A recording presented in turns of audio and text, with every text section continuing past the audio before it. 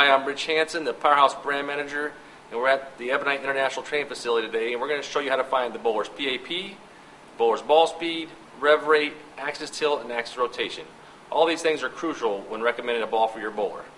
To find the bowler's PAP, you need to first have them throw a few shots down the lane.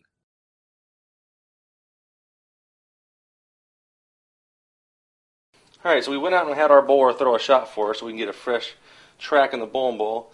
And we're going to go ahead and trace that initial track, which is closest to the fingers and the thumb.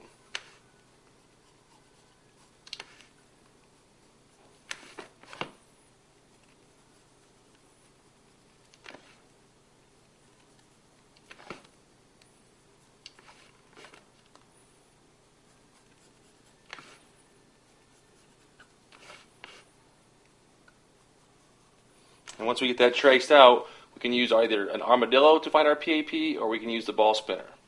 Right now we're going to use the armadillo.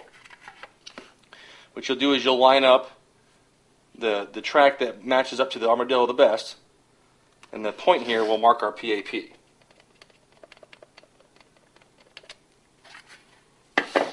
At this point, we can go ahead and put a piece of tape on that spot and actually go out and verify that that is truly our PAP. Another method is actually take it over the ball spinner and use a ball spinner if you don't purchase an armadillo.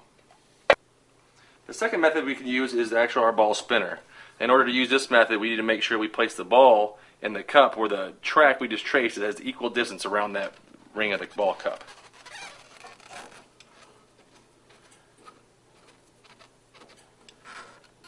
Once we verify we have it set there right, we can turn on our ball spinner and use our pencil to mark the spot at the top of the ball that is actually going to show us where our PAP is located.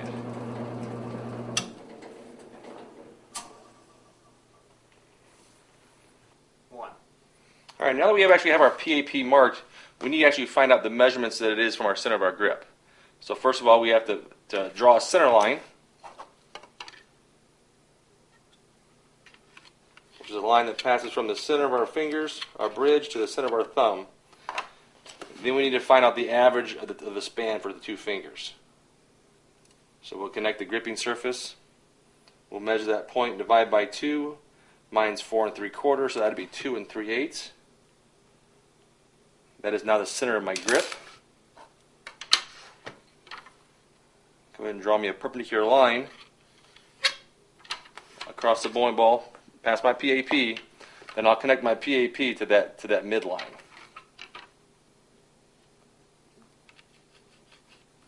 So for example, my PAP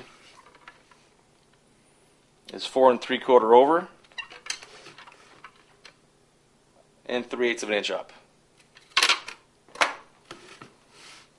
We will then mark the PAP with a piece of white tape and go on the lanes to verify that we have the correct PAP. In order to find the ball speed, we will once again have our bowler throw a few shots down the lane. What we are looking for is how long it takes for the ball to reach the pins once it has left the bowler's hand. You will need some type of stopwatch for this. Once we have measured the time, we can look at the conversion table to find out the average ball speed. For example, it took our bowler's ball 2.4 seconds to reach the pins, so his ball speed is roughly 17 miles per hour. In order to find the bowler's rev rate, we'll need to place a piece of tape from the bowler's PAP to a spot just above the finger holes. We will then have them throw a shot down the lane while we record them with our video camera. By using the frame-by-frame feature of the camera, we can count how many times the ball rotates until it reaches the pins. We can then go to the rev rate chart to find our bowler's RPMs. In order to use the chart, we'll need both the time it takes for the ball to reach the pins, as well as the number of revs that occurred in that time. For this example, our bowler has 18 revolutions in 2.4 seconds.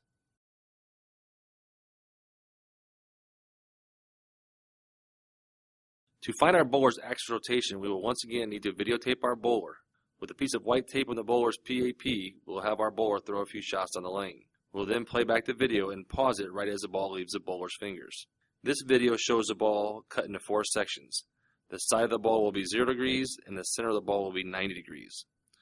For this example, our bowler has roughly 40 degrees of axis rotation.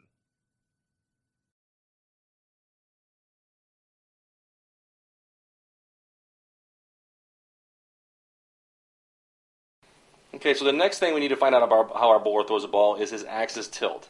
Axis tilt is going to control how easily the ball will get down the lane. So right now what I'll do is I have traced my actual track of my bowler, or his initial track, and I'm going to measure the actual diameter of that track.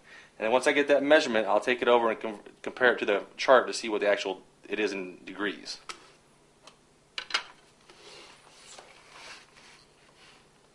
That's right. Mine's about 12.5 inches, so I have very little tilt. So 12.5 inches, and now I can take this over and actually compare it to the chart to see what that is in degrees.